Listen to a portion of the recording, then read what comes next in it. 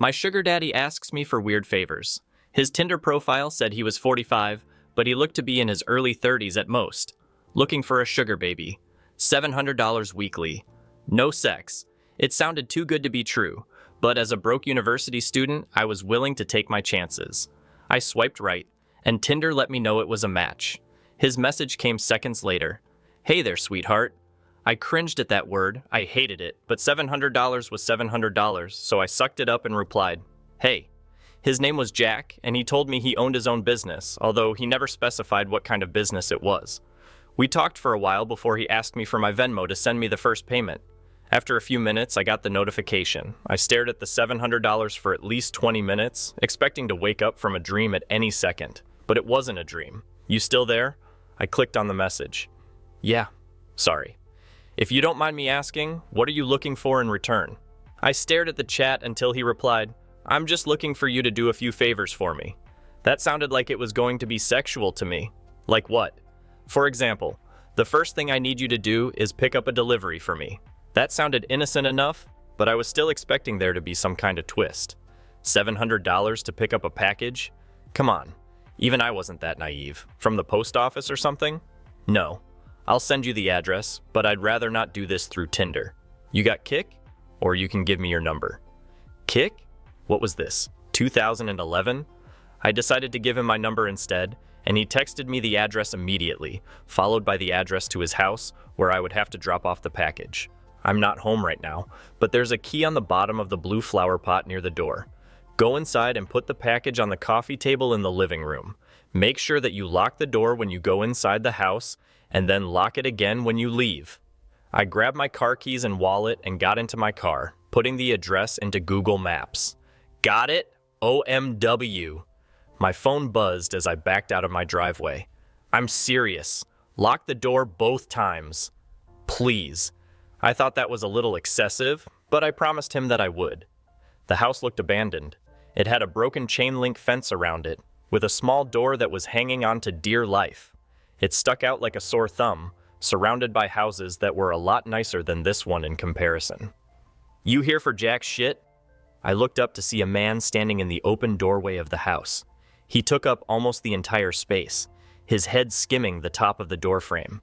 He was huge, in height and muscles, and his entire torso was covered in tattoos.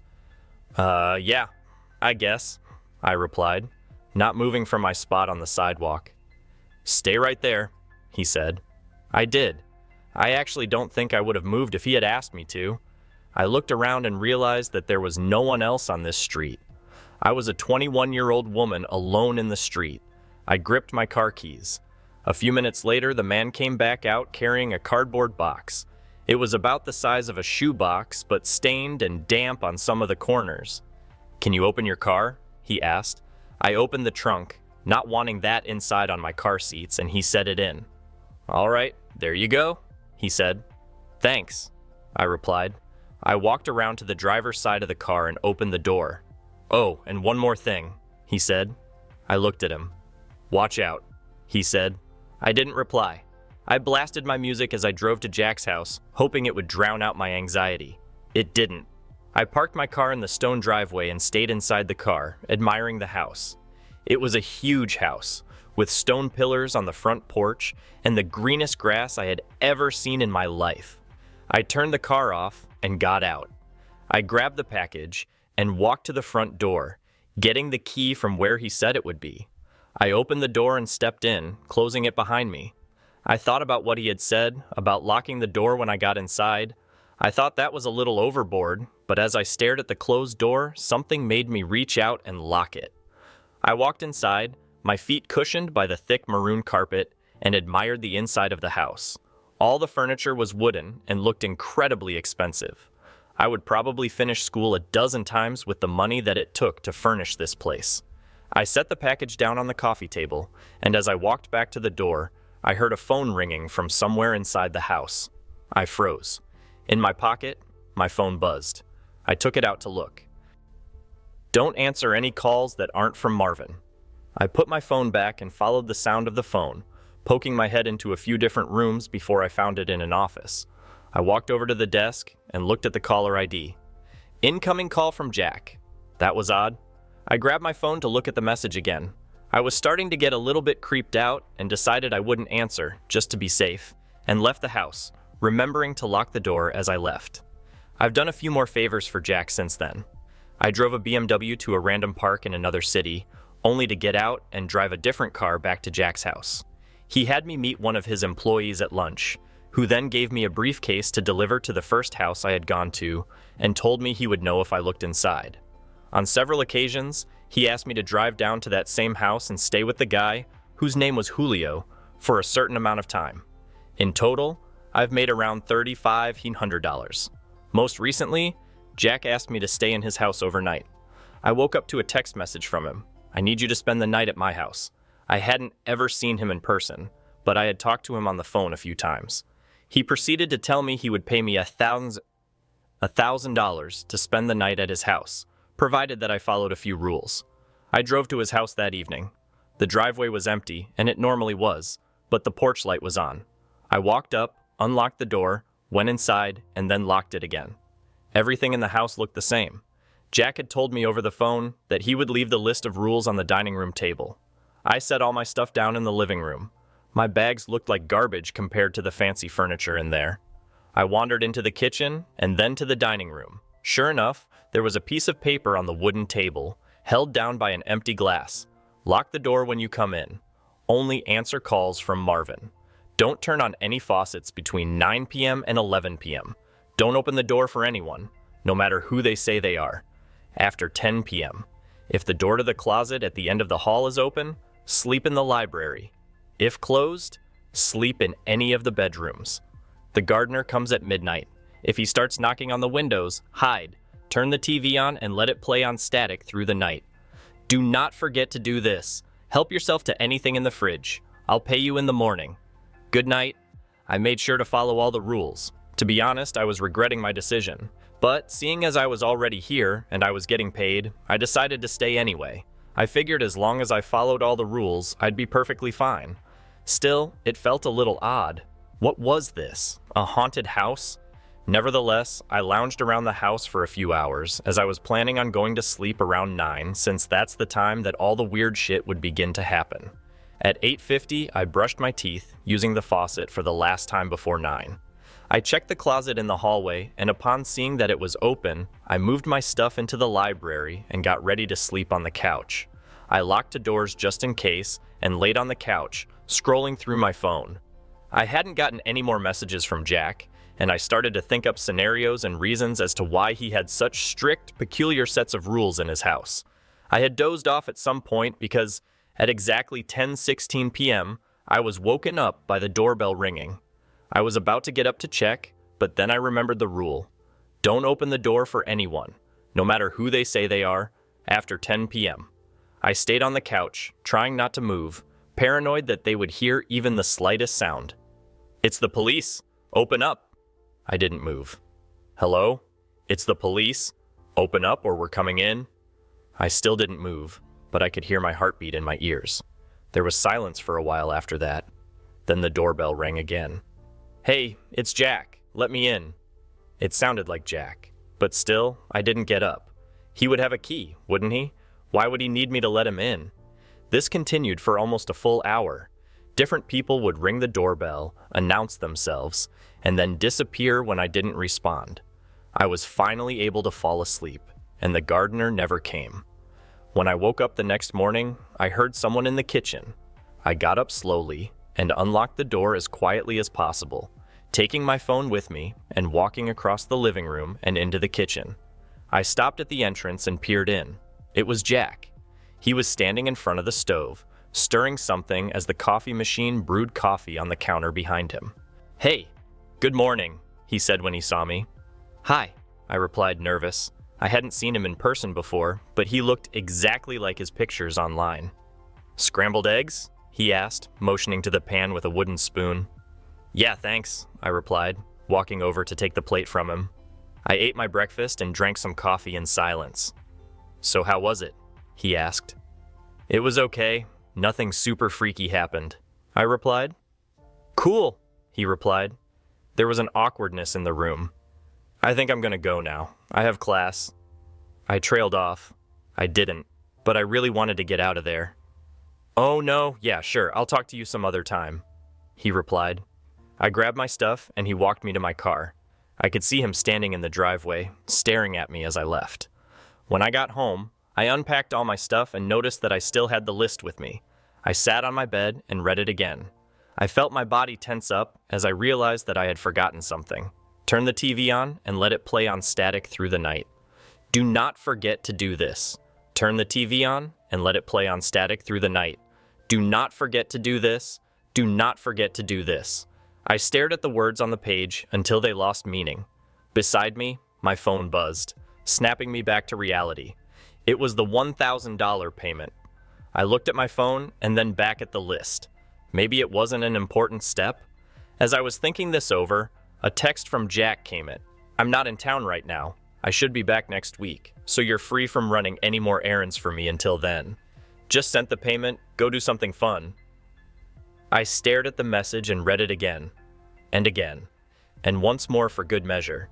"I'm not in town right now." I thought back to this morning and how Jack was in his house, how he gave me breakfast. "I'm not in town right now." Within minutes, a new text came in, this time from a number that I didn't recognize. "Did you forget to do something?" The text was followed by a picture of Jack, or whoever this version of Jack was, standing in front of the TV. I didn't respond. Next came another picture. This one was of the outside of my house. It was followed by another text. "Watch out." I've been living the van life for a while now, but last night, some kids knocked on my window. They wanted me to let them in. I don't know how long I have. My battery's at 14%, and I don't dare start the van. If I do, they'll hear me. I know that sounds paranoid, but you didn't see them, or maybe you have. If you have, tell me. I need to know how to get out of here, okay? I travel alone. I document it. My channel isn't big yet, maybe 12,000 subscribers, but I post regularly. Off-grid campsites, van conversions, solo travel tips, that kind of thing. I stay out of cities and I stay off well-worn paths. The further I am from people, the safer I feel. Or, I guess I should be saying, the safer I used to feel. Tonight, I'm parked off a forest road in Idaho, miles from the nearest town.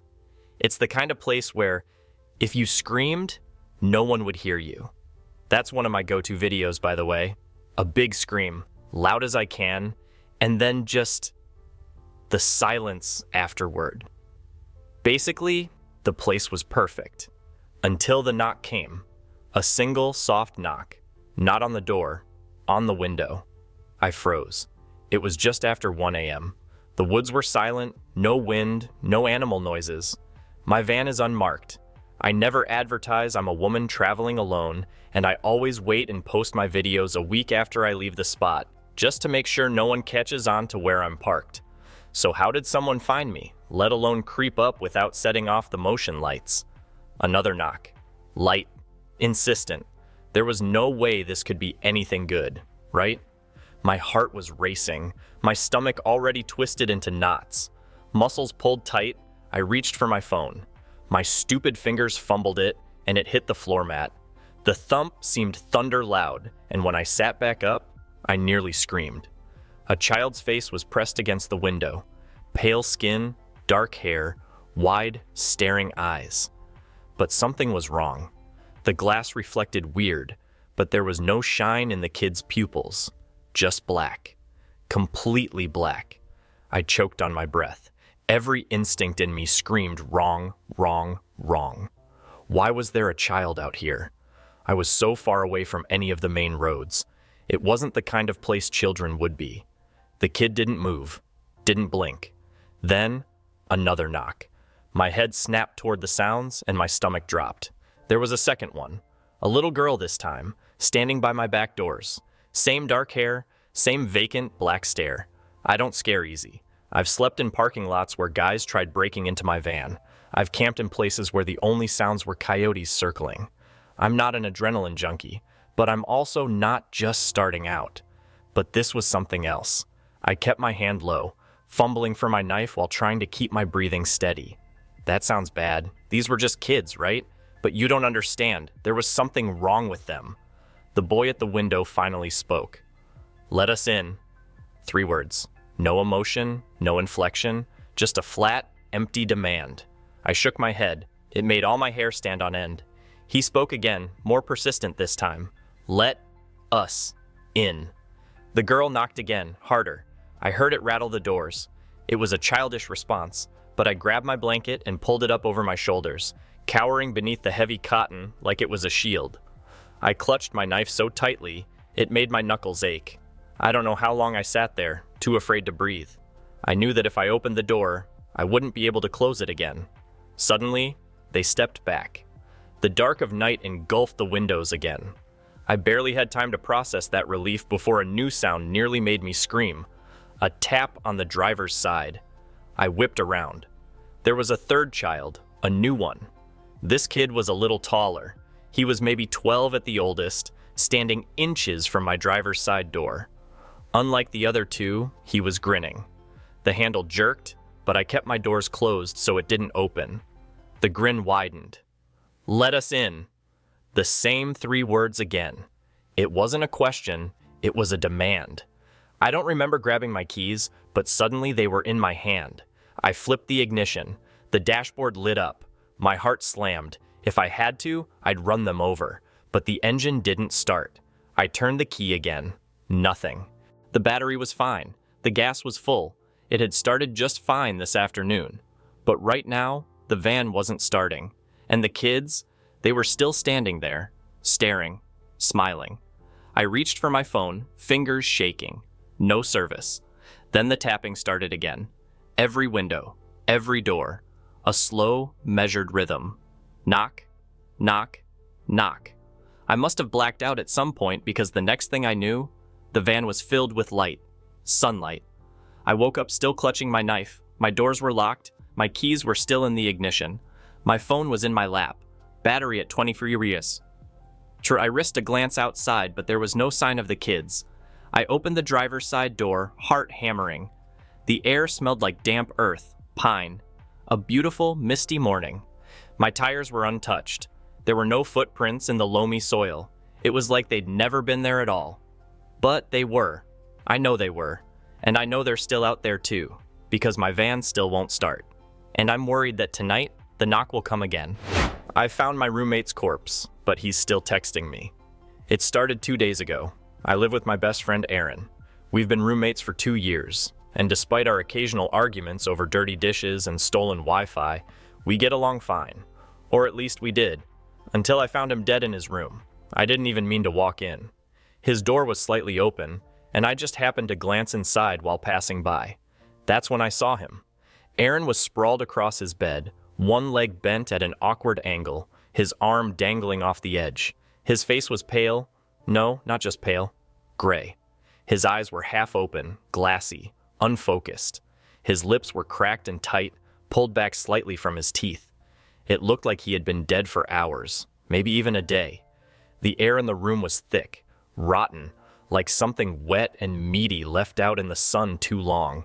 I gagged immediately, slapping a hand over my nose. My brain stuttered, trying to process what the fuck I was seeing. Aaron's dead. I'm looking at his corpse, and then... My phone buzzed in my pocket. I jumped so hard I nearly tripped over my own feet. My hands were shaking as I pulled it out. It was a text. From Aaron. Aaron, hey man, can you grab some eggs on your way home? I stared at the screen. The room felt like it was closing in around me. Aaron's fucking dead. My eyes flicked back to the bed. His body was still there, still unmoving, still bloated and starting to fucking stink. Another message came in. Aaron, dude, you good? My stomach twisted. My pulse slammed against my skull. This wasn't happening. This couldn't be happening. I forced my legs to move, stumbling backward out of the room. I slammed the door shut behind me, my breath coming in ragged gasps. This isn't real. But the smell. The fucking smell. I nearly threw up right there in the hallway. My phone buzzed again. Aaron, you're acting weird. Just answer me, man. I turned and ran. I didn't sleep that night. Every time I closed my eyes, I saw him. Saw his stiff, twisted body. Saw those half-lidded eyes staring at nothing. And yet, my phone kept buzzing. Aaron, why are you ignoring me? Aaron, come on, man. This isn't funny. Aaron, if you're mad, just say it. I turned my phone off. I couldn't fucking deal with this, but I could still hear it. A buzzing sound. A notification ping. My phone was off, but the messages kept coming. Somewhere around 3 a.m. I heard it. A creak. A slow, deliberate shift of weight coming from his room. I lay in bed, frozen, my breath locked in my throat. He's dead. He's fucking dead. Another creak. This time, it was closer to the door. And then, a soft tap, tap, tap against my wall, right next to my fucking head. I didn't sleep. By the next morning, I had a plan. I was going to call the cops, report a fucking corpse. I made coffee, hands still shaking, stomach twisted in knots. The apartment smelled worse now, like the stench had soaked into the walls, into my fucking skin. And then I heard something that nearly made my heart stop. The sound of the shower running. I turned the corner slowly, like if I moved too fast, I'd shatter reality itself. The bathroom door was shut. Steam curled out from underneath. And then, I heard humming. Aaron. Humming. I took a step forward, pulse pounding in my ears. Aaron? My voice cracked. The humming stopped. For a long, horrible second, there was nothing. Just the sound of the water running. And then, Aaron. Yeah? I turned, bolted for the front door. I was halfway out when my phone buzzed in my pocket. I didn't want to look, but I had to look. A text. From Aaron.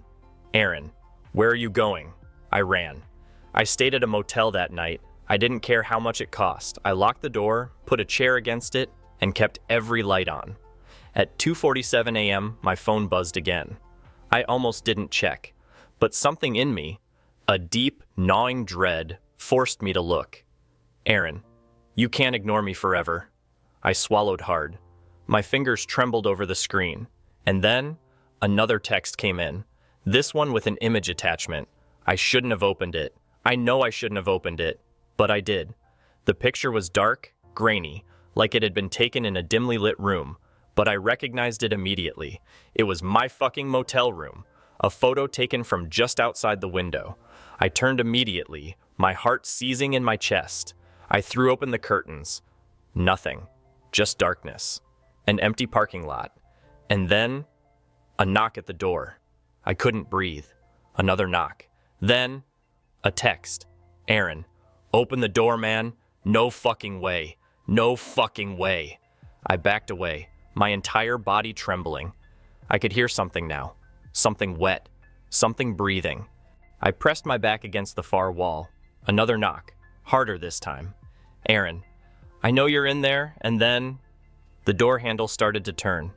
I don't know what happens next. I don't know if I'll make it, but if you're reading this, if you ever find yourself in this situation, don't fucking answer the door.